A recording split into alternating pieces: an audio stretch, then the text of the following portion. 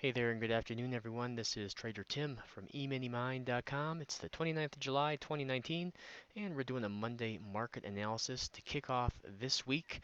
We have the FOMC meeting announcement on Wednesday, which tends to mean that the Tuesday prior, tomorrow, uh, can be kind of a flat day. Or at the very least close somewhat near the open. Now, we did have one Tuesday prior to Fed meeting this summer that was a little bit more volatile. But as it stands right now, it's looking like the Fed will be lowering the Fed funds rate. So we'll see on Wednesday what the actual number is. But it does look like there will be a rate cut, and the market should take kindly to that. The Thursday after the Fed meeting is usually a very good day of trading, and this should set the tone for at least the month of August, through, depending on how they phrase things, through the next meeting announcement, which will be after Labor Day. So as it stands, we're up here very close to all-time highs. Friday, we saw another new high in the ES. We haven't quite tagged this 2970, but at this point, I'd be surprised if we were to come down, tag it, and then move higher from there. I mean, if it's a mixed bag tomorrow on Wednesday, or if there's we do have a lot of other news, employment report and things like that this week. If some of those numbers are bad, um, we could see a test of this 2970. But we've had, we're a hefty way through earnings season, and the market is still trending higher. So this 50% has a target up at 3045s, which is not very far.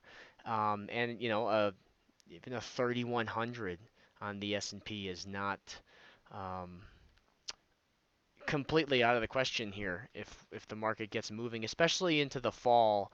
After Labor Day, we should see more volume come back into the markets and a trend, a really strong trend, start to develop, either a directional trend or a lack thereof, a sideways trend. So we've had a pretty strong summer as it stands, and sometimes that continues into the fall. But if we go back to like the year as a whole, let me go to the weekly chart here. I mean, pretty much we've been up from the start of the year, minus the April May pullback. And so whether or not like the month of August, if we do roll over and put in another pullback, then would that mean that the fall we would resume the uptrend?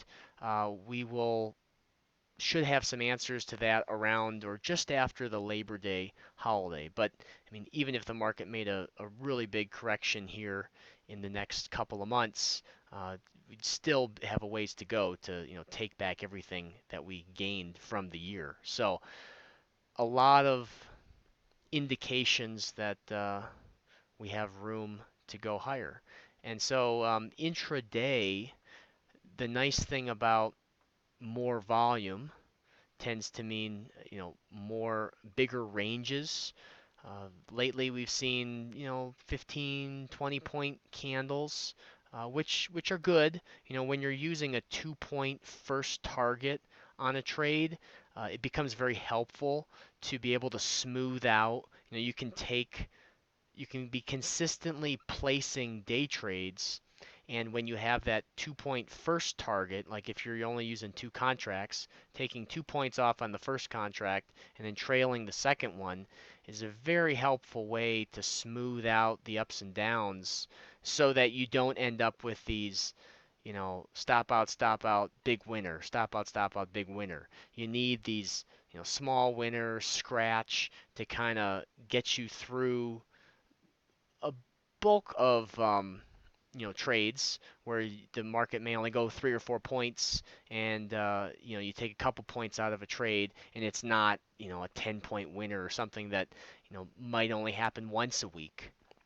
So with more volume comes typically a little bit more volatility intraday, wider ranges, which means those first targets get hit quicker, and then there's more opportunity to be in a free trade or reduce the risk on the trade, and then trying your best to stay in that trend as long as possible so you can grab as much profit as possible. Today there was a nice little double bottom. I did take a short prior to that as we broke the first 30-minute low. That only went about 2 points and then reversed. The way that I like to trail my stop is to draw up the next developing 50% retracement and then put my stop above that level. You can also use the swing high. In this case, they were both basically the same number. And so even though the trade didn't get, a lot of follow through, it didn't drop 5 points, it still became a small winner just because I'm, methodically trailing my stop throughout the process. The long trade, kind of the same thing. Didn't get a ton of follow through. Got a first target hit and then kind of chopped around. Had this little funky little dip here and then went up another couple of points. And then the rest of the day we pretty much just hugged right in the middle of the 30-minute range. On this 30-minute chart, you can kind of see a triangle forming, apex being right around 21, 22. So we'll see tomorrow. Today was an inside day. High and low of today was inside the high and low of Friday. So we'll see if Wednesday or Tuesday, excuse me, is an inside day. And if that's the case, then I'd be very cautious inside that range. But if we move above or below Friday's high or low, so a 30.2950 all the way down to a 13.25, if we open up or trade above or below that level, then I wouldn't be surprised if we revert closer to today's close at the end of the day tomorrow, but we may get some morning trending, even if it's only for half hour or an hour.